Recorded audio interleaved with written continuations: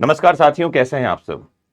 उम्मीद है आप सब बिहार एपीओ एग्जाम की ठीक ठीक तैयारी कर रहे हैं। 15 जुलाई एग्जाम की डेट है और लगभग 3 महीने का समय आपके पास में अवेलेबल है। तो आज मैं आपको बताने जा रहा हूं कि क्या स्ट्रेटेजी आपकी हो सकती है बिहार एपीओ के लिए, क्या कुछ आपको करना चाहिए इन आने वाले दिनों में। तो आप साफ साफ देख रहे हैं स्लाइड में कुछ बातें आपके लिए लेकर के हम आए हैं आज, जिसमें से एक है एग्जाम की डेट सामने दिखाई पड़ रही है। 15 जुलाई 2026 एग्जाम की डेट है। फोकस प्रिपरेशन करेंगे, डायरेक्ट रीड करेंगे, पीवाईक्यू सॉल्व करते रहेंगे, एमसीक्यूज लगाते रहेंगे और पॉजिटिव माइंडसेट के साथ आगे बढ़ेंगे तो सफलता तक आपको नहीं जाना है। सफलता आपके कदम चूमने आएगी, सफलता आपका वर्ण करने वाली। तो इंपॉर्टेंट क्वेश्चंस, एक्सपेक्टेड क्वेश्चन क्या है वो आपको जानना चाहिए, इसको आपको तैयार करनी चाहिए, क्योंकि जो सिलेबस हमारा है बिहार एपीओ का उसमें साक्ष्य अधिनियम जो है एक इंपॉर्टेंट पोजीशन होल्ड करता है। आपको एक बात और बता दूं कि जो साक्ष्य अधिनियम उसे कहा जाता है लेक्स फोराई लॉ, यानी law of the forum, the law which governs the court. जब आप कोर्ट में जाएंगे तो जज हो या एडवोकेट, एक्चुअल में किसका सिक्का चलेगा, वो जिसके पास साक्ष्य अधिनियम की जानकारी होगी। और क्योंकि ये ठीक ठाक सिग्निफिकेंट वेट रखता है एपीओ एग्जाम में, तो आपकी तैयारी जो है आपको आगे लेकर जाएगी, आपको एक्स्ट्रा एज देगी। कंसेप्चुअल क्लैरिटी और डायरेक्ट जो है इस पर कमांड बनाएंगे तो आप जो है ज्यादा अच्छे से पेपर सॉल्व कर पाएंगे, स्कोर अच्छा कर पाएंगे। क्वेश्चंस मोस्टली डायरेक्ट पूछे जाते हैं, सेक्शन बेस्ड क्वेश्चन पूछे जाते हैं, केस लॉ ओरिएंटेड क्वेश्चन होते हैं और बीएसए से इलस्ट्रेशन बेस्ड क्वेश्चन भी पूछे जाते हैं। ठीक है, तो कोर प्रिपरेशन में क्या करना है, पीवाईक्यू सबसे पहला काम तो ये कीजिए कि प्रीवियस ईयर्स के क्वेश्चंस अगर आपके पास अवेलेबल हैं प्री या मींस के, तो उनको सॉल्व कीजिए। मार्किंग इंपॉर्टेंट सेक्शंस इन बेयरेक्ट, बेयरेक्ट की पढ़ाई अगर आपने एक बार कर ली है तो इंपॉर्टेंट सेक्शंस को तो मार्क करना ही करना है, इंपॉर्टेंट प्रोविजंस को भी हाईलाइट करना है। रेगुलर कर्सरी रीडिंग्स आपको करनी है, केस लॉस कंपाइलेशन करने हैं, एमसीक्यूज को प्रैक्टिस करना है और टेस्ट सीरीज को भूलना नहीं है, क्योंकि टेस्ट सीरीज बताता है कि आपकी तैयारी कैसी हुई है, आप कितने पानी में हैं।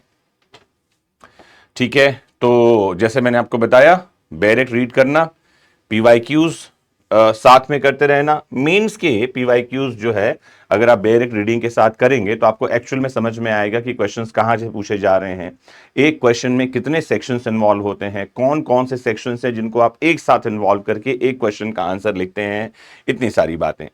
मॉर्निंग रीडिंग हैबिट जो है रिटेंशन के लिए बहुत जरूरी है, ऐसा लोगों का कहना है, लेकिन मेरी समझ कुछ और है। मेरी समझ ये है कि आपका बॉडी टाइप तय करता है कि आप किस समय पढ़ें, है ना, ध्यान रखना है। बॉडी टाइप का मतलब ये है कि कुछ लोग ऐसे होते हैं जो देर रात तक पढ़ सकते हैं, कुछ ऐसे हैं जो सुबह जल्दी उठकर पढ़ सकते हैं।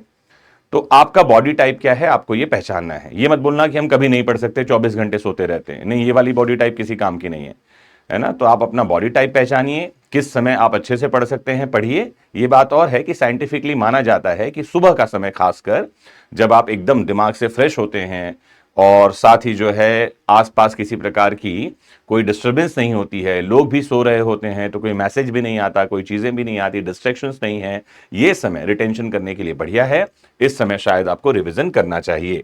ठीक है, तो आप फोकस करें एक्ट के स्ट्रक्चर को समझने में, इंटेंसिव एमसीक्यूज की प्रैक्टिस करें, रेगुलर टेस्ट सीरीज लगाते रहें, मल्टीपल रिविजन्स करते रहें, रिविजिट करते रहें मार्क सेक्शन को और वीक एरियाज को लगातार स्ट्रेंथन करते रहें पीवाईक्यूज के थ्रू।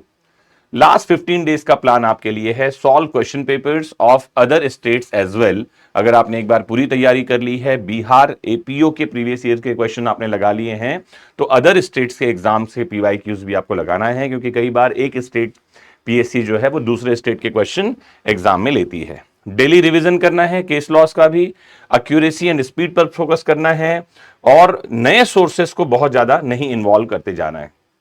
एक बार जो आपने सोर्सेस बना लिए हैं उन सोर्सेस पर ही रिलाई करना है। रिवीजन रिवीजन और रिवीजन, यही आपको एज देगी। आपको पता है ब्रूसली ने एक बार कहा था, मुझे उस इंसान से डर नहीं है जिसे 1000 पंचे से 1000 पैंतरे आते हैं, मैं उस इंसान से डरता हूं जिसने एक ही पंच को 1000 बार प्रैक्टिस किया है। तो सोर्सेस पहले तय कर लीजिए, इन सोर्सेस से पढ़ना है। बार बार रिसोर्सेस को और सोर्सेस को बदलना ये जो है आपको परेशान कर सकता है। ठीक है, जो एक्सपीरियंस कैंडिडेट्स हैं, जिन्होंने पहले भी एग्जाम दिया हुआ है, पहले प्री मेंस लिखा हुआ है या जिनकी तैयारी पहले हो रखी है, उनको थोड़ा सा अलग स्ट्रेटेजी से जाना है। आपको मेंस आंसर राइटिंग पर फोकस करना चाहिए प्री की तैयारी के साथ ही। मैक्सिमम सिलेबस इन डेप्थ तैयारी करनी चाहिए। आपको कॉन्सेप्चुअल क्लैरिटी पर जोर लगाना चाहिए। और पीवाईक्यू की प्रैक्टिस तो हर किसी के लिए काम की है, क्योंकि यही आपको एक्स्ट्रा एज देती है। ठीक है, तो मल्टीपल रिविजन्स करें बेयर एक्ट का, मैराथन एमसीक्यूज प्रैक्टिस करें। सोचें कि एक दिन में बैठ करके सुबह से शाम तक आज 500 क्वेश्चन में लगा लूंगा, इसे कहते हैं मैराथन प्रैक्टिस। आसान नहीं है, लेकिन अगर आपने शुरुआत पहले से कर रखी है, रोज अगर आप 20 क्वेश्चन लगाते रहे हैं तो 30 पर जाइए, 30 से 50 पे आइए, 50 से 100 पर आइए, 100 से 200 पर आइए। और मैराथन प्रैक्टिस का मतलब है लगातार बैठ करके हर एक घंटे में 5 मिनट का 10 मिनट का ब्रेक लीजिए और कंप्लीट सेशन में 500-600 क्वेश्चन जो है वो प्रैक्टिस कीजिए। अगर आप ये करते हैं तो बहुत बढ़िया। हमारे टीम के बहुत सारे फैकल्टीज हैं जो मैराथन सेशन लेकर आ रहे हैं। अभी हाल ही में हमने वाईटी पर ही 12 घंटे का मैराथन सेशन दिया था, अगर आपको पता हो। क्वेश्चन ही सॉल्व कर रहे हैं दिन भर। तो ये सारी कहानी आपको मैंने रिवाइज कर दी है। गोल्डन रूल फॉर सक्सेस क्या है?